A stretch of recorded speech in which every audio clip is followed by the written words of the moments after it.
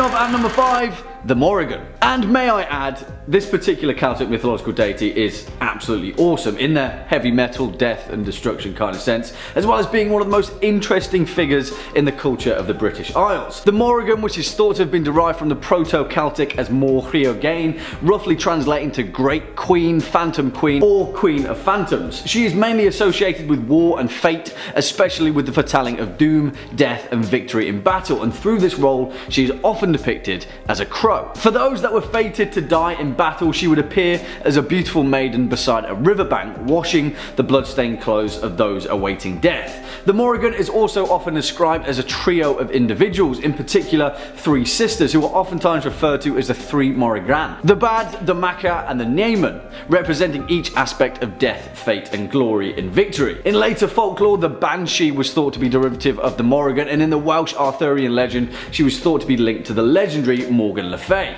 In most respects, the Morrigan is terrifying, but she's also awesome. Coming in at number 4, Dionysus, who, fun fact, was Jim Morrison's favourite Greek mythological figure, probably because of all the wine, because as we all know, the man could sink his fair share of carafes. Nevertheless, if you couldn't tell, Dionysus was the god of grape harvest, winemaking and wine, of fertility, religious ecstasy and theatre.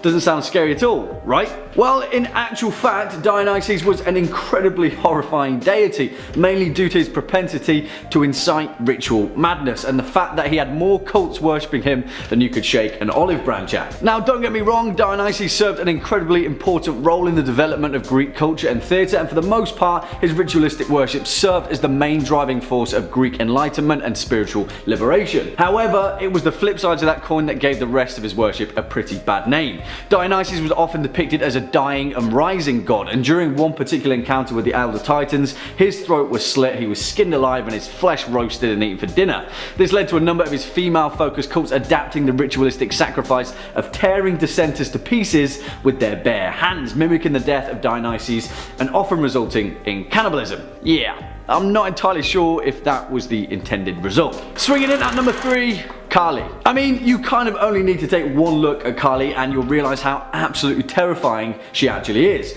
Kali, also known as Kalika or Shiama, is the Hindu goddess of time, creation, destruction and power, and for the most part she is perceived as the kindest and most loving of all the Hindu deities and is regarded by her devotees as the mother of the whole universe. She has an absolutely massive variety of forms, often appearing as a benevolent cloaked mother that protects her devotees and children from various mishaps and misfortunes. But because of this interpretation of Kali being a fierce protector of her children, it's kind of led to another pretty terrifying physical depiction, mainly in the form of her eternally clutching a severed head, which signifies the human ego being slain by divine knowledge, as well as the fact she often wears a skirt made of human arms and a garland of more human heads adorned happily around her neck. Kali is pretty much always shown with fiery red eyes, intoxicated by the absolution of rage, and is often shown standing atop of Shiva himself, clutching a multitude of blood-soaked swords in her numerous arms, asserting her complete and utter dominance over him and everything else in the universe. If you haven't figured out by now, it would not be wise to piss off Kali. Also, she travels around on her pet lion,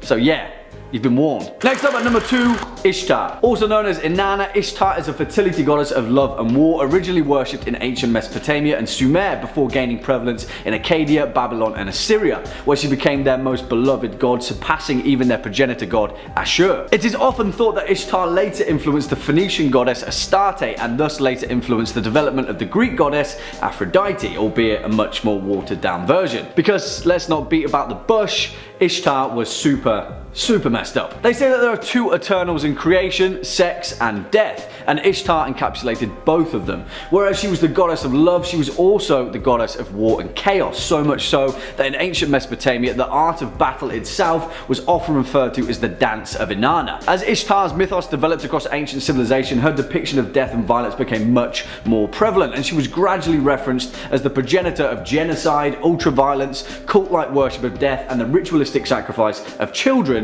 in her name. In the Epic of Gilgamesh, Ishtar was the major antagonist in tempting Gilgamesh to submit to become her lover, which he refuses, and in turn Ishtar threatens to break into hell itself and unleash an entire army of the dead to feast upon the world. Yeah, Ishtar is not playing any games at all. And finally, our number 1 spot, Zeus. I'm going to preface this point with one simple statement. Zeus is messed up, man, and it kind of comes with the territory when you take a look at this guy's origin and the fact that his titan/father Cronus ate all of his children alive after chopping off his own father's genitalia and throwing it in the ocean after fearing that the same thing would happen to him. Yeah. The exception being Zeus himself, who was hidden in a cave by his mother and replaced with a rock, who then broke all of his siblings out by slashing open his Titan father's stomach, freeing them to reign back across the planet and becoming the king of the gods of Mount Olympus that we all know today. Also, despite the fact that Zeus pretty much roamed around for the rest of existence, fornicating with everything that moved, his own sisters/wives included, he was also just straight up out of order when it came to humanity. In the legend of Prometheus, the demigod took one look at humanity down below and thought, those guys look pretty cold, let's give them some fire. And what was Zeus's response? He was so mad that he chained Prometheus to a rock where an eagle would swoop down every day to gorge at his liver, which would then later regenerate for eternity. Also, in the whole Pandora's box incident, it was completely Zeus's fault, although he never gets the blame. He himself blessed Pandora with insatiable curiosity to beguile humanity, and then gave her a box, and then told her to never open that box. He knew exactly what would happen, and everyone blames Pandora. Told you he was messed up. Kicking off at number 5, Sekhmet. And this is the first time that we're heading down into the underbelly of ancient Egyptian mythology with one of its lesser known deities, but also perhaps its most violently ferocious. Now, it's no kept secret that the ancient Egyptians had a bit of a thing for death and disembowelment, but that particular torturous method of pain is best reserved for the legendary deity Sekhmet, the fiercest huntress amongst all of the Egyptian divinities. Sekhmet was often depicted as a lioness, and she was bestowed upon the titles the one before whom evil trembles, mistress of the dead, lady of slaughter, and she who mauls. That's a pretty hefty resume, right? But nevertheless, she's a badass. Sekhmet was a solar deity and thus fell under the order of Ra, king of all the Egyptian gods. As the legend goes, Sekhmet was sent by Ra to kill a cabal of demons that were still lurking within the kingdom of Egypt, as well as their numerous mortal cults and secret orders who had instigated countless wars and other forms of discord upon mankind. Well, it turned out that Sekhmet had a thing for spilling blood, and with the first sign of battle, she fell into an animalistic frenzy, causing so much death, destruction, and bloodshed that the Nile itself overflowed in a crimson red. And because of her blood-based environmental disaster, Ra forced her to clean it up and swallow all of the blood in the Nile, subsequently kicking off a 1,000-year tradition of warriors getting punch drunk on red wine after every great battle. What a legacy. Swinging in at number 4, Baron Samedi. And we're swinging over to the mythology of the lower of Haitian voodoo for this one, with perhaps their most infamous orchestrator of the dead, Baron Samedi. Now, although there are copious lower deities, the principal chief of the dead is this guy, who holds a certain chaotic reverence over the comings and goings of the living and the dead. Also known throughout his numerous incarnations as Baron Cimetière, Baron Lacroix, and Baron Criminel, Samedi is often depicted dressed in a top hat with a black tailcoat, dark or lensless glasses, and cotton plugs in his nostrils, as if to resemble a corpse dressed and prepared for burial in the traditional Haitian style. He is brash, rude, fond of rum and tobacco, but also has a roguelike charm to him and an incredibly wild sense of humor. It is often said that the Baron Samedi spends most of his time in the invisible realm of voodoo, found at the mystical crossroads between the worlds of the living and the dead. For any soul that passes freely from this world, Baron Samedi has a freshly dug grave ready and waiting for them, and it's his business in ensuring that all corpses rot in the ground to stop any soul from being brought back as a brainless, flesh-hungry zombie. After all, it's an important job, and someone's got to do it.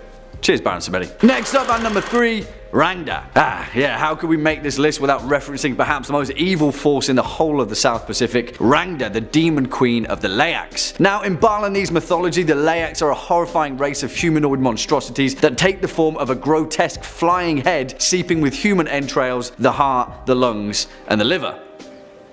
In mythology, they were thought to be humans who had practiced black magic and cannibalism in the name of their queen, the widow witch Rangda. She often takes the form of a wretched, mostly nude old woman with a long tangle of hair, claws, fangs, and bulging red eyes. Rangda serves in direct opposition to the king of the spirits and leader of all the goodness in the world, Barong, and she eternally pits herself against him, orchestrating her army of evil witches and Leyaks to spread corruption, death, and destruction across the mythologies of Balinese folklore. However, it is often thought that Rangda may also be closely associated with the Hindu goddess Durga, the fierce, often violent warrior mother that descends upon those that have wronged her with chaos and destruction. And because of that, Rangda is sometimes worshipped as a protectorate force in certain parts of Bali. Nevertheless though, she is pretty damn terrifying. Coming in at number 2, Nicneven. I'm not gonna lie, I'm pretty biased on this one, but much like the Morrigan from our previous part 1, and despite her horrifying depiction, Nicneven is pretty damn awesome, if not the very meaning of a nightmare to those that have wronged her and her many enemies throughout mythology. Derived from the Gaelic surname Nicneven, meaning daughter of the little saint, Nicneven is a bloodthirsty queen of the fairies in Scottish folklore. She is principally related to the Irish and Scottish Fele Nemab, the festival of the dead, which is otherwise tied to Samhain, the Celtic New Year, and the darker half of the solstice. The fact of the matter is, Nicneven is a name often tied up to depict the seminal mother witch, and in Samhain her name was given amongst other powerful female deities, Satya, Bensosia, Zobania, Abundia, and Herodiana, and is thus tied in with the various practitioners of necromancy and sorcery in Celtic mythology. As the renowned poet and author Sir Walter Scott described, Nicneven rode on the storm and marshalled a rambling host of wanderers beneath her grim banner. She was a hag that rode at the head of witches, sorceresses, and elves indifferently, always emerging upon the ghostly eve of All Hallows Mass. Now, as I said at the opening of this video, modern religion gave the old ways an incredibly bad image, and because of that, Nicneven was said to be ferociously angered by her newfound enemies. But as the legendary Scottish folklorist Alexander Montgomery said, the elder Nicneven regularly feasted upon the flesh of holy men.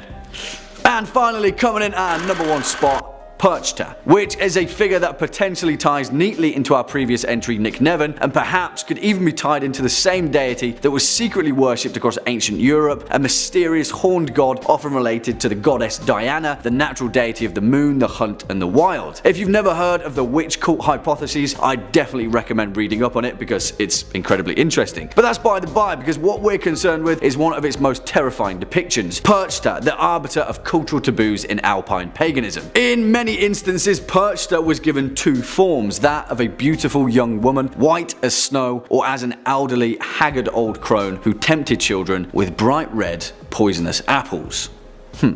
Sound familiar? Perchta would roam the countryside and slip into homes during the dead of night, where she would find out if children and young servants of the household had been working hard all year, and if they had, they'd find a small silver coin by their bedside or in their shoe the next day. If they hadn't though, she would slit open their bellies, remove their stomachs and guts, and stuff the hole with straw and pebbles.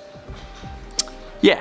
It is often thought though that Perchta permeated her way across the traditions of Old High German, taking many various forms and appearances. She was also thought to be the female mantle of Berchtold, a figure that was often tied to the mythical Wild Hunt, a band of mysterious demonic riders that have plagued the folklore of Europe and the British Isles for thousands of years, roaming the wild places of the world, doomed for eternity to hunt supernatural beasts and the dead. Come on guys, isn't mythology just great? Apep. And it's important to note that Egyptian mythology is incredibly vast and journeyed, and its creation myths stretch far and wide. One of the most important gods in ancient Egypt was Ra, creator of the sky, the earth, and the underworld, and the bringer of light. But of course, you can't have light without the dark, so enter this guy, Apep, the ancient Egyptian embodiment of chaos and the one true opponent of the forces of good. Also known as Apophis or Apoph, this chaotic deity often appeared in the form of a giant serpent, and his only true purpose was to bring torment and ruin to Ra in an endless battle of blood and chaos. I mean, there aren't many grey areas in this particular mythos. Apep is literally the embodiment of all evil, but it's in the great lengths that the ancient Egyptians went to combat this guy, where the grisly nature of Apep can reveal just exactly how strongly they feared him. Apep was thought to encompass the world, wrapping his coiled body around the planet just below the horizon, lurking within the lands of the dead and the underworld. To combat him, Egyptian priests would create wax models of serpents, or in many cases actually hoard live snakes and tear them to pieces in a ritualistic act of mutilation, burning their bodies in the thousands. They feared him so much that they'd carve protective spells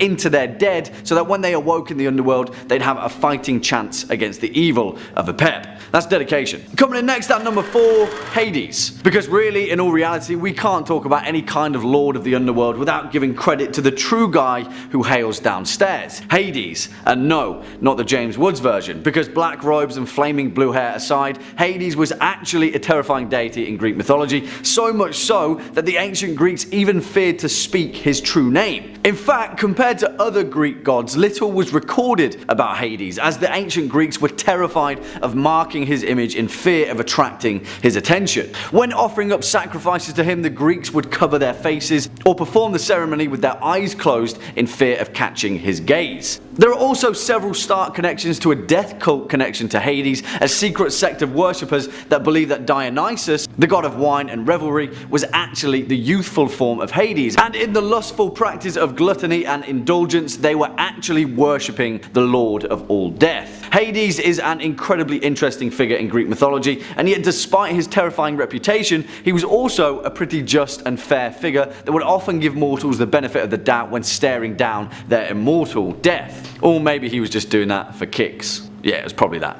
Next up at number 3 is Izanami. And for this entry we're going over to Japanese mythology and the creation myths of the Shinto religion. Shinto is a practice of duality, of both life and death, all of which is encapsulated in the goddess Izanami no Mikoto, which means she who invites, which is a little disconcerting already, isn't it? In Japanese mythology, Izanami is the goddess of both creation and death, and she began her reign as the wife of the creation god Izanagi, where she gave birth to the many deities of Shintoism. But it's in the tale of her final birth where the horror of Izanami truly got turned up a notch. After dying during childbirth whilst giving life to the deities of the incarnations of fire, Izanami was buried in a tomb and her essence was transferred to Yomi, the shadowy land of the dead. Enraged by her death, her husband Izanagi journeyed to the underworld to find her, but couldn't, as the encroaching shadows hid her appearance. She spoke to him from behind the veil, telling Izanagi that she had already eaten the food of the underworld and couldn't leave. Izanagi straight up refused to accept this and swore never to leave her, but as he struck up a torch,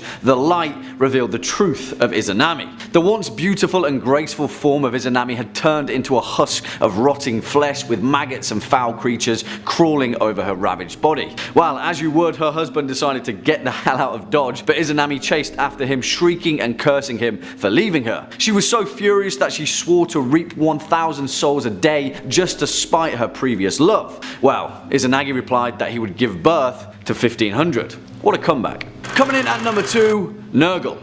And we're heading way back to ancient Mesopotamia, to the lands of Akkad, Assyria and Babylonia, where this guy ruled with an iron fist. Also known as Era or Era, Nergal is the ravenous god of war, plague, death and disease, and collected titles such as the Furious One and the Raging King. But to be honest, Nergal was so ridiculously powerful that he only ever waged war out of pure boredom. Initially, Nergal was the god of war, often drawn as a proto-form of Ares in Greek mythology, but in later stages he also became the god of death and the underworld. And how did he do that? He literally stormed the gates of the land of the dead with a small army of demons and took over the place by force. Well, I guess that's one way to do it. In another myth involving Nergal, one day he was feeling dull and bored, and so to spice things up a bit, he decided to just straight up attack the great city of Babylon, which was then under the protection of Marduk, the most powerful of all ancient Mesopotamian gods. Through trickery and deceit, Nergal managed to distract Marduk long enough to completely slaughter the innocent citizens of Babylon, and once his bloodlust was sated, he reassured the survivors that a great leader would soon return to protect them, so they needn't worry about dying. What the hell, dude? Talk about mind games. Yeah, out of pretty much all of the gods in mythology, this guy was the personification of watching the world burn just for the sake of it. And finally, coming in at number 1 spot, Czernobog.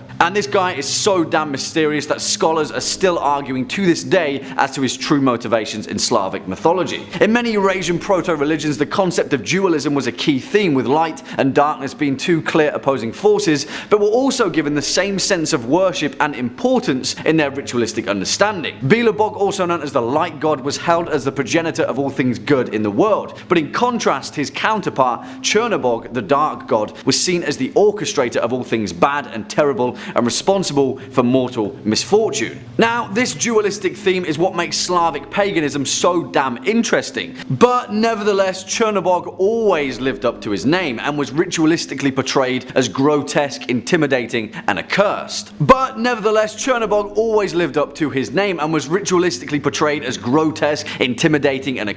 A monstrous figure that need only utter a few curses to bring complete folly to mankind. It is in the fear of the unknown where the terrifying potential of Czernobog truly lies, but there's actually a quiet sense of comfort in the Slavic worship of the dark god. As the Germanic priest and scribe Halmod of Passau wrote, during Slavic ritualistic feasts to appease their pantheon of gods, a bowl of potent spirits were passed around and each person would utter the names of their gods, Belobog, but most importantly also Czernobog. And it was of the utmost importance never to leave the name of the bad god out in fear of attracting the attention of his mortal misfortune. You've got to take the rough with the smooth, after all. In at number 5 we have Medusa. Medusa was one of the 3 Gorgon sisters along with Stetno and Euryale. They were the children of the ancient deities Photsis and his sister Seto. Their parents were chthonic monsters from an archaic world. Her appearance is that of a winged human female. In the place of hair she had living venomous snakes. The legend goes that if you were to look directly into Medusa's eyes you would be instantly turned to stone. This made Medusa terrifying and fatal to many who tried to attack or even look upon her.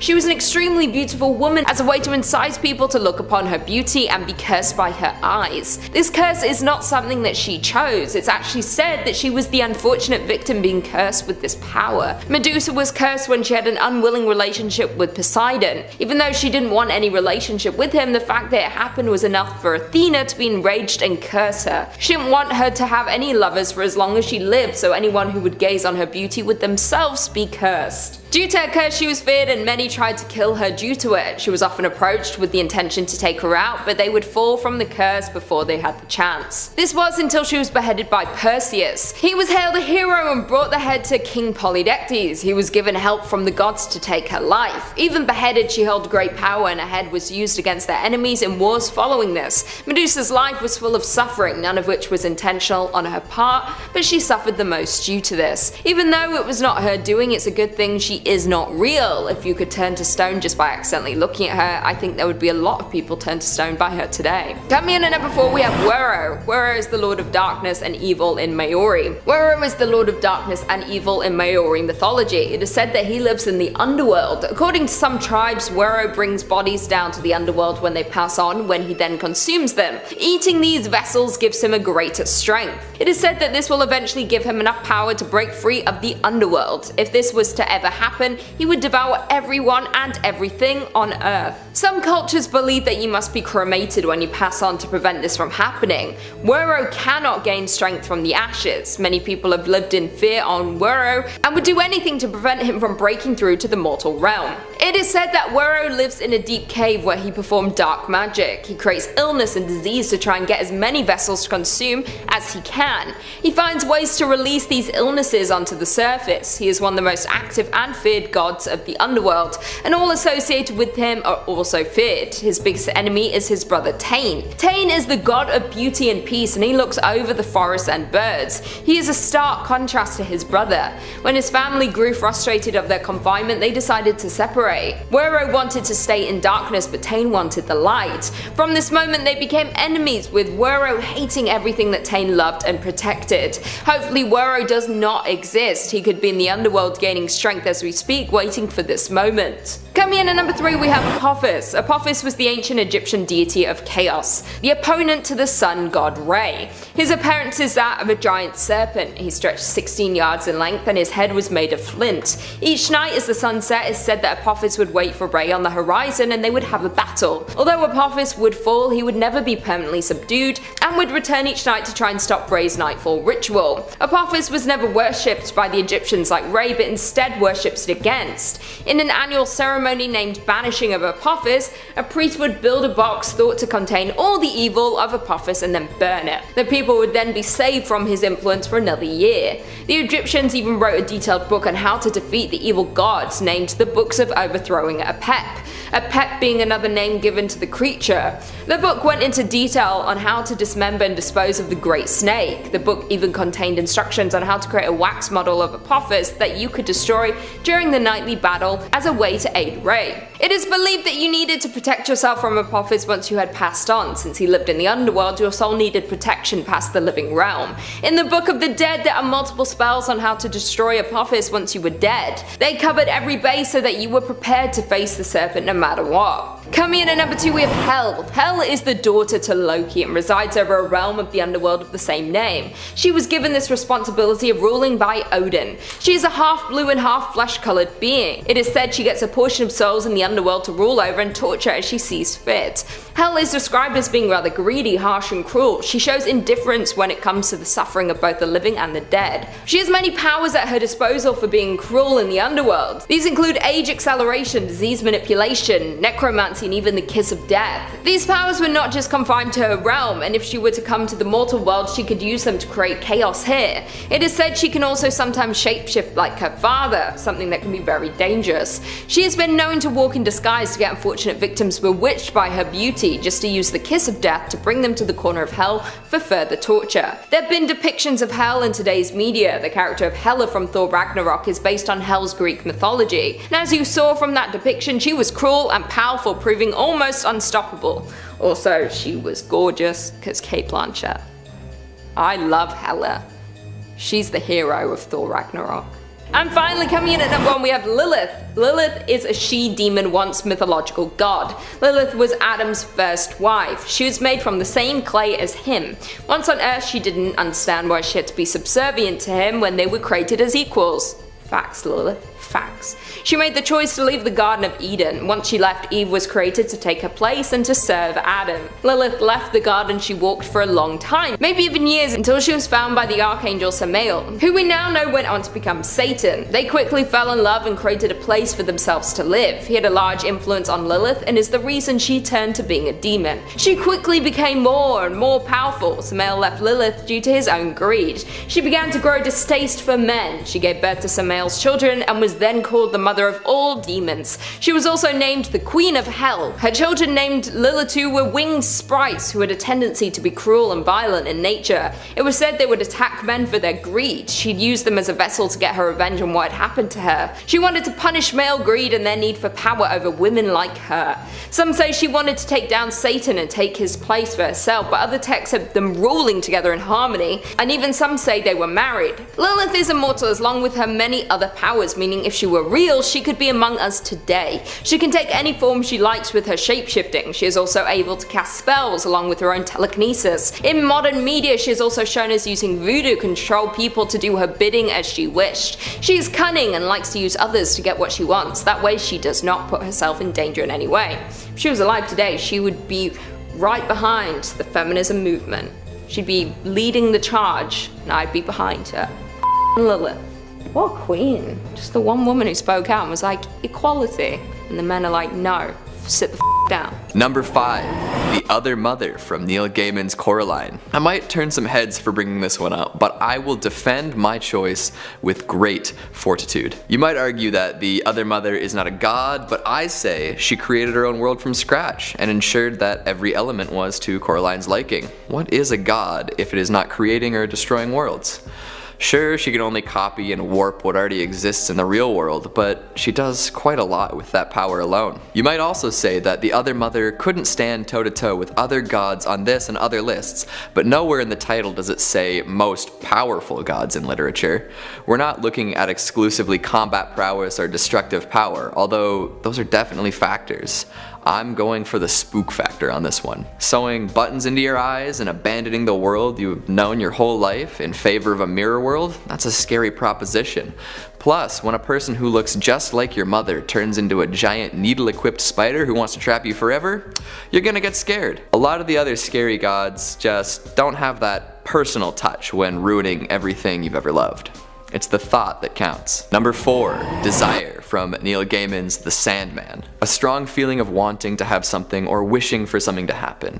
Desire is the anthropomorphic personification of its name. It is quite possibly the most destructive human emotion because it can be so easily warped and manipulated. Desire can lead people to commit heinous acts at the drop of a hat, and often it is never fulfilled in a way that is satisfying. There are so many things that can go wrong once one begins to desire or covet. Where I touch, things want and need and love, drawn to their objects of desire like butterflies to a candle flame. Despair can take the form of a gorgeous, gender-mutable figure who can change form to fit in whatever situation it finds itself in. It's always the pretty ones that cause trouble. Desire is described as being of medium height, smelling a bit like peaches. Its smiles are brief and sharp, its skin is pale as smoke, and its eyes are tawny and sharp as yellow wine. It has two shadows, one black and sharp, the other translucent and wavering. Within the Sandman mythos, Desire is the most casually cruel of the endless. Forever meddling in the affairs of its siblings, it constantly acts without considering the consequences of its actions. Much meddling results in dire consequences, and at many points these consequences could have almost world-shattering results. This flippant behavior from one graced with the powers of the endless is hugely horrifying because it can cause so much to go wrong with seemingly no meaning. Again, it's the human touch that makes this so scary. We discussed another one of the endless, despair, in our last video and found out plenty about what makes a being like that so terrifying. However, it's hard to imagine despair even existing without first the existence of desire. It's an interesting proposition. Can one feel despair without ever knowing what they desire? Number 3, Odium, from Brandon Sanderson's The Stormlight Archive. I am emotion incarnate. I am the soul of the spren and of men. I am lust, joy, hatred, anger, and exaltation. I am glory and I am vice. I am the very thing that makes men men. You picking up on a theme yet? Human traits are scary in an omnipotent being. We can't be trusted with that kind of power, why should they? One of the 16 shards, or pieces of the power of creation, Odium is a godlike being who has already killed others on his level. Following the Shattering, an event where the creator god was killed by 16 people, Odium was one of the shards that came to be. After ascending, he methodically sought out and killed 4 other shards: devotion, domination, ambition, and honor. A god that kills other gods is nothing to mess with. Some say that Odium is the wrath of a god, destroying all that dare to defy it. This is a pretty scary notion, as anyone who does anything outside of what Odium deems acceptable may be destroyed without a second thought. However, how Odium describes himself could be even more terrifying. He sees himself as passion, a shard of emotions, especially excessive emotions. Excessive emotions left unchecked can lead to highly destructive results. Whole worlds obliterated in the name of passion. Countless lives ended because of a disagreement between 2 individuals. Although there is a third and possibly more accurate description of Odium: hatred. This seems to line up well with his actions and allows us to come closer to understanding his intent. With powerful magic like Void Light and Void Binding at his disposal, and an army of Fuse at his beck and call, we do not want Odium giving in to passion or hatred. A whole lot could be at stake. Number 2, Diablo, the prime evil from Diablo. He is the root of all fears, buried deep within mortal minds. He is the nightmare that awakens us, sweating in the dark. He is an entity of pure malevolence and depthless evil. Diablo is so powerful, so capable of instilling terror, he is incapable of feeling fear. Now that is scary. Not that you could convince him that. I know that Diablo does not have roots in literature, but there are plenty of Diablo tomes floating around our earthbound world. In 2002's Diablo, Kingdom of Shadow, the prime evil attempts to open a passage between Hell and Sanctuary. If Sanctuary isn't safe from Hellfire, where is? He, as the most creative and far-sighted of the 3 prime evils, has a great capacity for cruelty on all planes he inhabits. Much like the Lovecraftian son of Azathoth, Nyarlathotep, Diablo sees himself as an artist of terror. He does not seek satisfaction in the form of conquest, but instead from the terror he instills in all of his victims. It could even be said that he's the embodiment of terror itself. Possessing powerful magical and physical capabilities, once awoken, Diablo is an extremely dangerous being. Even if defeated or sealed away, there's always another way for the prime evil to make its way back into the waking world. Like a good horror movie villain, you can't keep Diablo down for long. Number 1, we've got the God Hand and the idea of evil from Berserk. Berserk is a manga that does not pull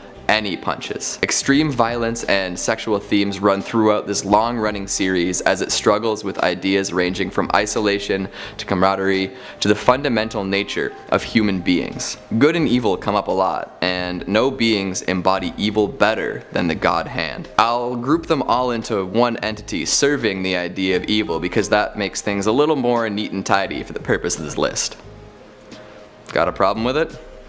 Make your own list. The God Hand consists of 5 members representing all sorts of forces beyond our control: fate, temptation, deception, famine, pestilence, gravity, and space. They rule over the human realm in servitude to the idea of evil and have had a hand in shaping many major events on Earth. They also look like Cenobites from the Hellraiser films, which definitely makes them a great degree scarier. As the most powerful demons, they reign over apostles and grant Beherit users reincarnation in exchange for a sacrifice.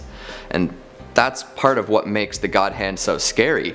The sacrifice. A major character in Berserk, Griffith, is gravely wounded at one point and unknowingly activates his Beherit during an eclipse. This brings him into the realm of the God Hand along with all of his comrades. Once there, the God Hand begin the reincarnation process with Griffith so that he may become reborn as one of them. However, this means that the people that mean the most to Griffith must be sacrificed. All of the members of the Band of Hawks are murdered, and only 2 other major characters, Guts and Casca, survive. The fact that 5 demons hold such power over all of humanity and are constantly looking for ways to add to their ranks is legitimately terrifying. What's even more scary though is that they're only the functional extension of an even higher power.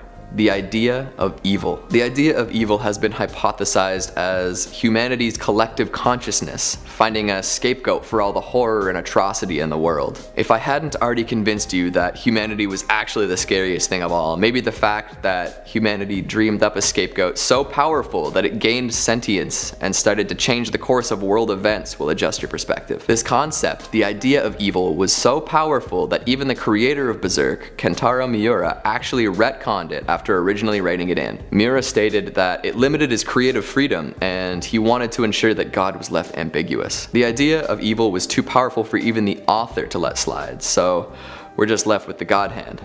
But that's still some pretty scary stuff. Kicking off at number 5, Tash, Chronicles of Narnia. And no, not Natasha, but Tash. Tash the inexorable, Tash the irresistible, the patron god of the ruling class of Calaman, essentially the best friend and overseer of the rich who gobbles up poor people and the working class just for the sheer fun of it to further fuel his dark and manipulative reign. Now, if you know anything about C.S. Lewis's Chronicles of Narnia, then you'll certainly know that this particular fantasy series draws its main body of inspiration from the Judeo-Christian religion, and whereas the bold and brave lion himself, Aslan, represents Jesus, while as you may imagine, Tash represents the pure and evil antithesis of that, the Antichrist. And yes, say what you will about the Chronicles of Narnia and whether you think it's tame or not comparable to some later fiction found here, the truth of the matter is Tash is pretty damn terrifying, and he's the purveyor of some pretty horrendous themes throughout the series of what is essentially a children's novel. Tash appears as a dark and shadowy demon, an almost skeletal figure of a humanoid body with a vulture-like head and 4 grotesque taloned arms. His presence is said to bring with it the cold, and his stench is that of death. And yet, whilst many people in the world of Narnia refuse to believe in Tash, he is very much a real and evil entity. Now, strangely enough, although being the pure antithesis of Aslan, one of Narnia's most prolific figures, Tash appears only twice in this series, and in 1954's The Horse and His Boy and in 1956's The Last Battle. In the former, he's referred to in the same passage as 2 other gods, Azeroth,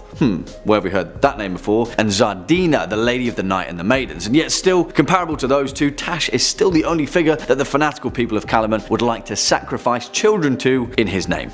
Yeah, that's pretty much the extent of it really. At one point, the followers of Tash tried to run a smear campaign against Aslan by suggesting that Tash and Aslan were the same entity, conveniently called Tashlan. Yeah, obviously they didn't buy the fact, given the fact that Tash is very clearly a giant, terrifying, bird-headed primeval straight from some Assyrian cultist mythology. Hey, it was a simpler time. Swinging in at number 4, Despair, the Sandman. And you know what? We could have certainly featured the actual main character of Neil Gaiman's The Sandman on this list, the dream-sleeping, swagger-walking, chain-smoking, coffee fiend himself, Dream, aka Morpheus if you're feeling adventurous. Because as a side note, for a protagonist, Dream does some pretty messed up stuff in that brilliant graphic novel series, and kind of ends his reign by just killing everyone. Sort of. He certainly commits a few murders along the way, but whatever. For the sake of brevity, we'll give Dream the benefit of the doubt, and instead, we'll cast our gaze toward his equally perplexing amazing and utterly bone-chilling counterpart, Despair. One of them, anyway. As is written in Endless Nights, the follow-up to the Sandman series, and one that fully fleshes out the pantheon of the endless, take away the despair and there is nothing left. Nothing but an empty room and a hook of the perfect shape and size for snagging at your heart. Despair most often appears as a short, naked, grey and rotund woman with sharp, pointed teeth and greasy black hair tied in a bun. She demonstrates no odour, but allegedly her shadow has often been described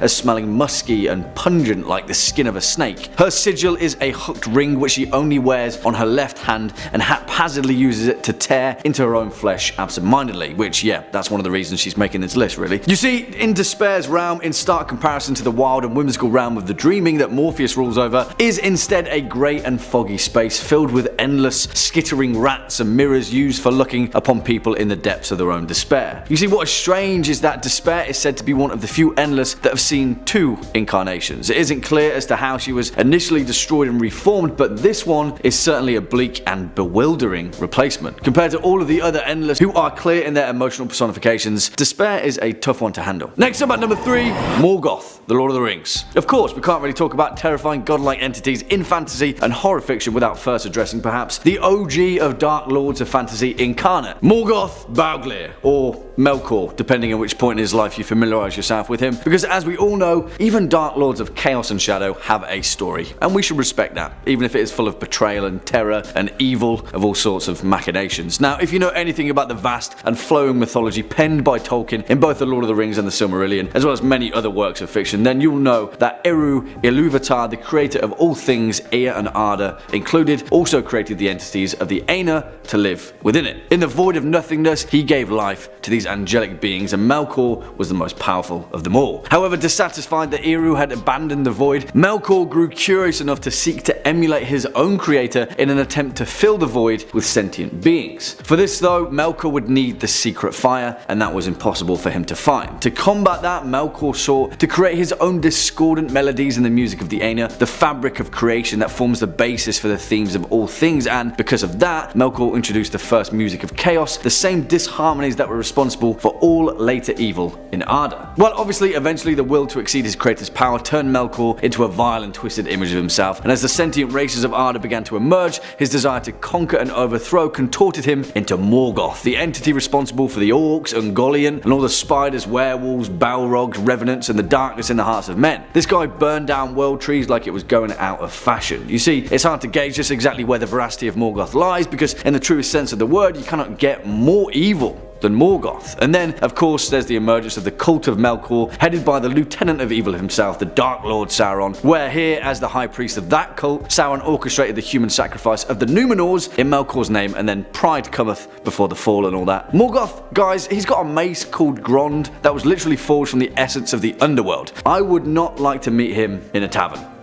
Put it that way. Coming in at number 2, Randall Thor, the Wheel of Time.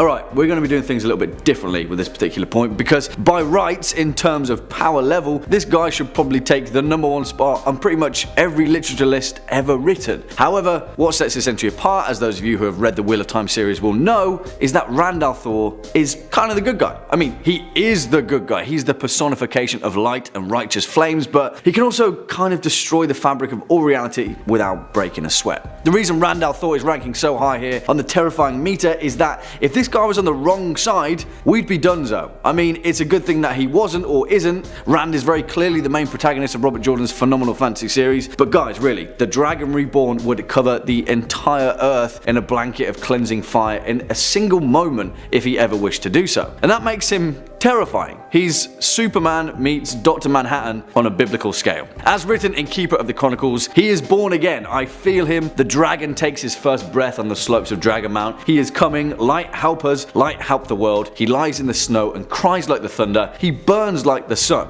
I mean, I know he's good and he's going to save the day and everything, but that's terrifying, guys. Born in the year 978 of the New Earth, Rand is the most central of the 3 protagonists that make up the series, and really, guys, if you haven't, then Robert Jordan's Wheel of Time series needs your attention. It's awesome, and it's with themes like this that gives it reason alone to stand out as such a remarkable work of literature. I'll try and avoid as many spoilers as possible, and this entry is kind of a spoiler alone, but if the thought of the root of all goodness and light in the world is also a source of unbridled terror and overwhelming fear, then yeah, this series is certainly for you. I'm just really glad that Rand is one of the good guys.